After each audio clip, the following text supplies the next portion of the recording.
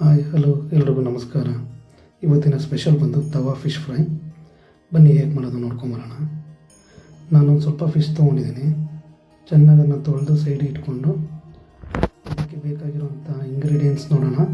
So ಇದು chilli powder, ಕರಿಬೇವು, ಬೆಳ್ಳುಳ್ಳಿ, ಶುಂಠಿ, ಜೀರಿಗೆ ಮತ್ತು ಮೆಣಸು ಮತ್ತು ಹುಣಸೆಹಣ್ಣು, ಸ್ವಲ್ಪ ರುಚಿಗೆ ಬೇಕಾದಷ್ಟು ಉಪ್ಪು, ಅರಿಶಿನ.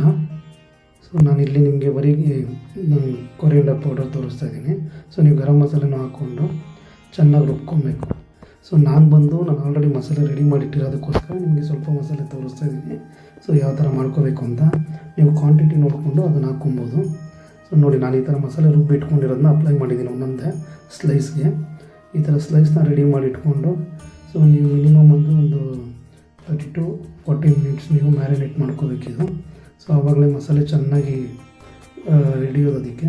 ಸೊ ನೋಡಿ, ನಾನು ಆಲ್ರೆಡಿ ರೆಡಿ ಮಾಡ್ಕೊಂಡಿದ್ದೀನಿ. ಬನ್ನಿ ಒಂದೊಂದೇ ತವಾ ಮೇಲೆ ಹಾಕೋಣ.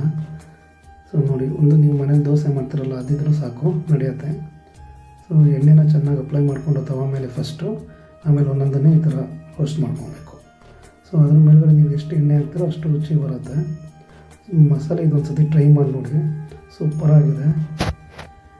ಟ್ರೈ ಮಾಡಿ ಕಮೆಂಟ್ ಮಾಡಿ ಹೇಳಿ ಯಾವ ಥರ ಬರುತ್ತೆ ಅಂತ. ನೋಡಿ ರೆಡಿ ಇದೆ. ಜಸ್ಟ್ ಏನಿಲ್ಲ, ಮಿನಿಮಮ್ ಅಂದರೆ ಒಂದು 20 to 30 ಮಿನಿಟ್ಸ್ ಒಳಗಡೆ ರೆಡಿ ಆಗುತ್ತೆ. ಜಾಸ್ತಿ ಟೈಮು ತೊಗೊಳ್ಳಲ್ಲ. ನೋಡಿ ರೆಡಿಯಾಗಿದೆ. ಈ ಥರ ಒಂದು ತವಾ ಫ್ರೈ ಮಾಡೋದು.